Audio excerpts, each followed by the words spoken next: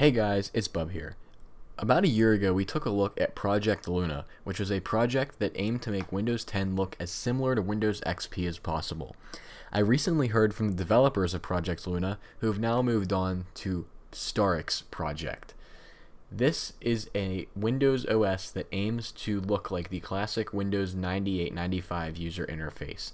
It is designed to have modern performance and compatibility enhancements, user-friendly customization options, and escargot chat built in.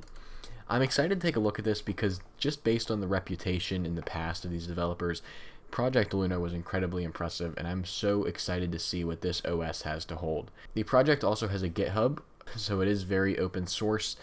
You can go ahead and contact the developers or even take a look at what is in this OS if you need to see specifically, but we're going to be using the pre-compiled ISO that we can download here. Alright, so let's go ahead and boot up the VM. I'm not entirely sure if this is based on Windows 11 or Windows 10. I guess we'll find out, and it looks like it's Windows 10.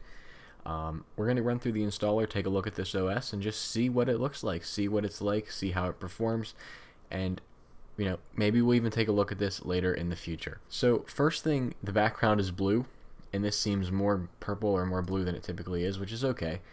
And the cursor, just the way that this screen looks right now without that Windows there, that looked so very like Windows XP style.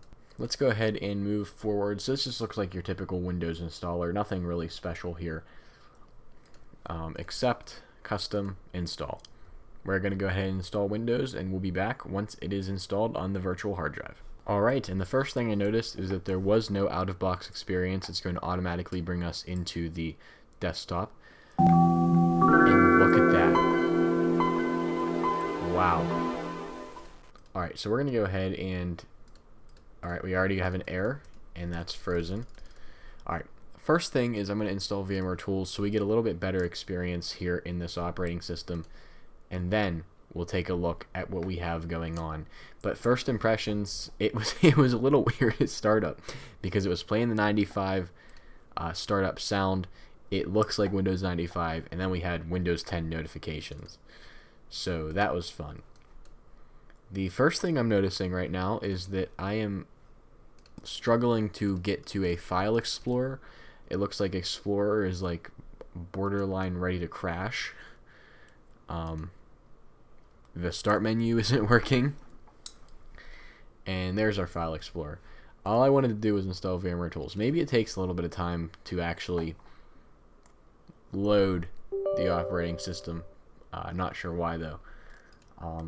But so far, aside from that first performance issue, I'm very impressed. I mean, this so far, and I haven't even looked at the operating system yet, it looks incredible.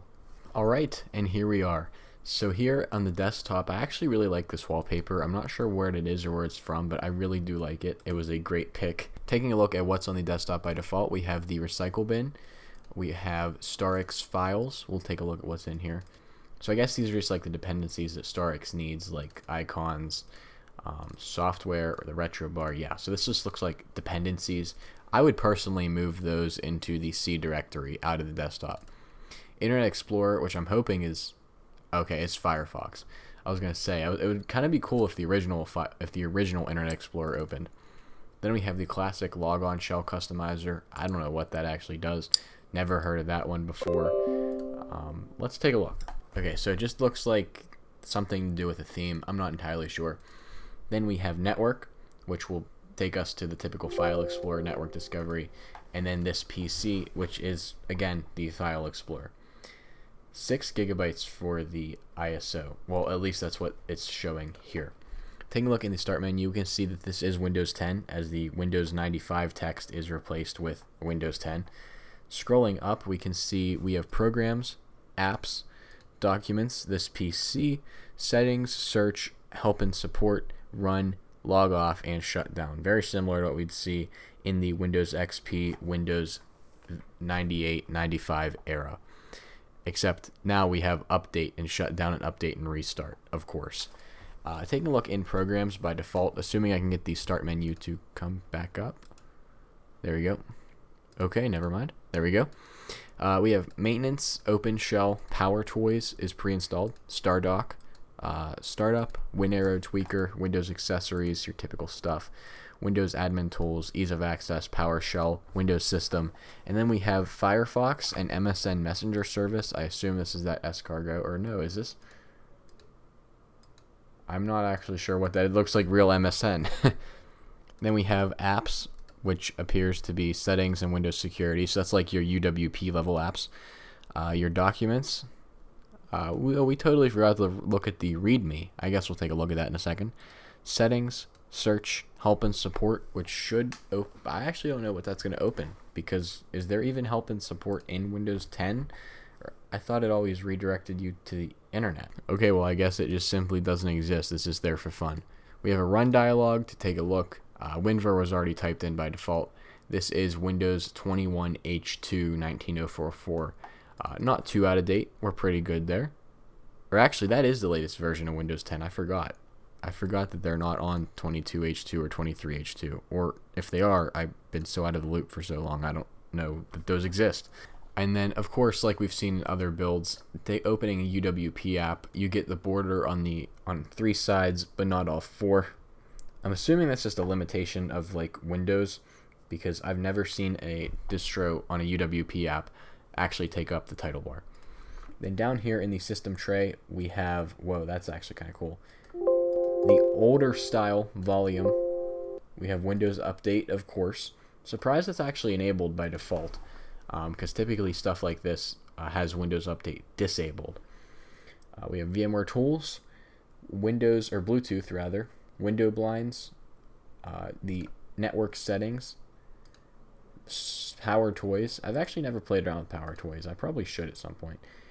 Windows Defender, and the USB thing, whatever you want to call that. Let's take a look at our actual CPU and RAM usage here.